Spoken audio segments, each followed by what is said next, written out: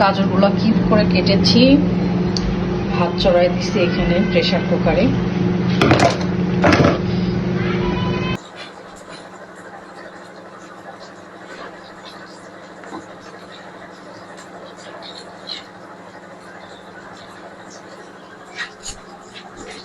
ফাঁকা হোটেলে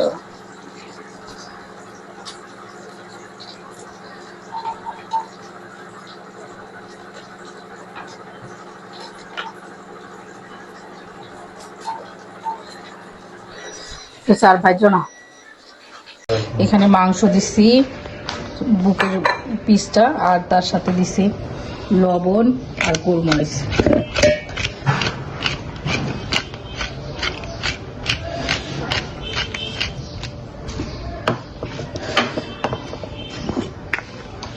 আর এটা একটু মশলা দিলাম, গরম মশলা। এটা সব কিছু দিয়ে একবারে ব্লেন্ড করে রাখা। সরিষার তেল দিব,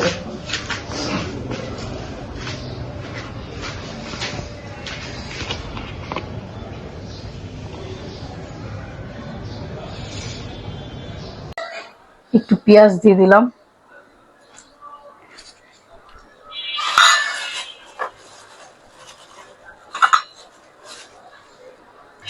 কাঁচা মরিচ দিয়ে দিলাম। এটা আমি এখন ব্লেন্ড করব।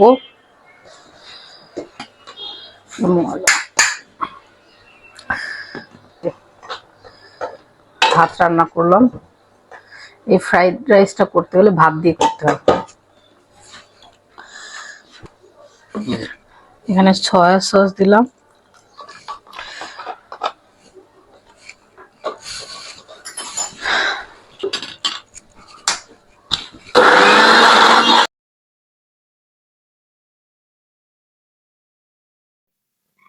চিকেনটা হয়ে গেছে। তো আমি এটা ভাপ দেওয়ার জন্য করতেছি একটা বাটিতে করে।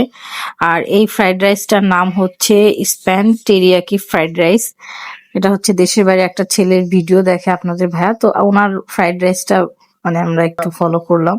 যদিও ওরকম হবে না সবকিছু, মোটামুটি চেষ্টা করছি। আর রাইসটা একটু ঠান্ডা হোক। আর এখানে গাজর কাটছি, এখন পেঁয়াজ কিউব কিউব করে কাটবো। কেটে ধুয়ে রাখলাম, এই যে এভাবে কিউব কিউব করে কাটছি।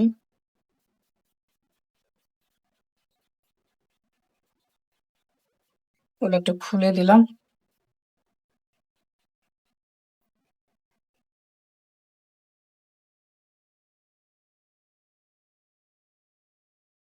চিকেনটা হয়ে গেছে ভাত দিয়ে। তো আমি এখন কিউব কিউব করে কেটে নিচ্ছিলাম। চিকেনটা কিন্তু দেখে অনেক লোভনীয় লাগতেছে। ঠিক আমি একটু টেস্ট করে দেখছি, ভালোই লাগতেছে। ঠিক আমরা যে মোমো খাই যেরকম, মোমোর ভিতরটা পুরটা দেই না, ঠিক ওইটার মতো লাগতেছিল। তারপর এখন আমি এটা ভাজবো।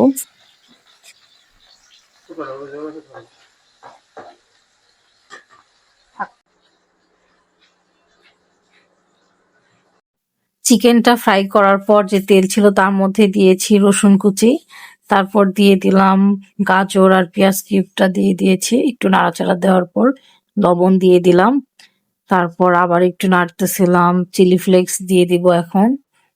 এটা একটু ঝাল ঝাল একটু হবে, স্পাইসি হবে। চিলি ফ্লেক্স দিলাম, বেশি করে দিয়েছি। এই রাইসটার ভিডিও দেখার পর থেকে আমারও কেন জানি খাইতে মন চাইছে। তারপর দিলাম সয়া সস। খুবই ইজি, বাসায় যা আছে সেগুলো দিয়ে রান্না করা হচ্ছে, কোনো কিছু বাইরে থেকে আনা হয়নি। আর একটু গোলমরিচ বেশি করে দিয়েছি। তার সাথে দিয়ে দিলাম বারবিকিউ সস, একটু বেশি দিলাম বারবিকিউ সসটা। বারবিকিউ সসটার একটা স্মেল আসে। তার সাথে মরিচের গুঁড়া, কাঁচা মরিচ দিয়ে দিয়েছি। ভালো করে নেড়ে নেড়ে দিচ্ছিলাম। আবার দিলাম টমেটো সস। টমেটো সস আর একটু পরে আমি আবার দেবো। রাইসটা এখন দিয়ে দিলাম। এটা হচ্ছে ভাত করে তারপর করছি। এটা হচ্ছে ভাতের চাল দিয়ে করা হয়েছে রাইসটা। এই রাইসটা ভাতের চাল দিয়ে মানে ওনারা করছে, আমি দেখছিলাম। এই ভিডিওটা দেখার পর থেকে আমারও এত পরিমাণ খাইতে মন চাইছে। তারপর চিকেনটা দিয়ে দিলাম। একদম বাসায় যা আছে সেগুলো দিয়ে এই রাইসটা রান্না করা। আর অন্য কোনো কিছু অ্যাড করা না, সব বাসার জিনিস।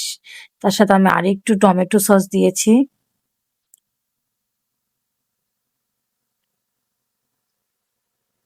তার সাথে দিয়ে দিলাম ফ্রাইড রাইসের মশলাটা।